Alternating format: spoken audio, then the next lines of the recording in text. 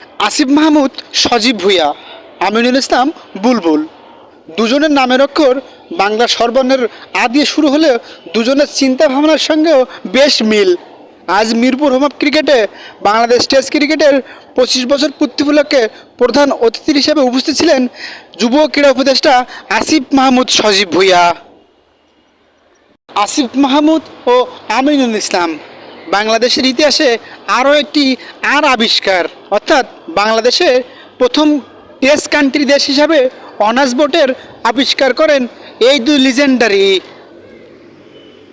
10 November 2000 সাল ঢাকায় ইন্ডিয়ার বিপক্ষে প্রথম টেস্ট খেলে বাংলাদেশ দল। সেই থেকে শুরু করে এখন পর্যন্ত সব টেস্ট খেলোয়াড়ের নাম থাকবে এই অনার্স বোটে। সাকিব, তামিম, মুশফিক, মাহমুদুল্লাহ রিয়াদ, মোহাম্মদ আশরাফুর ও মাশরাফি বিন মুর্তজা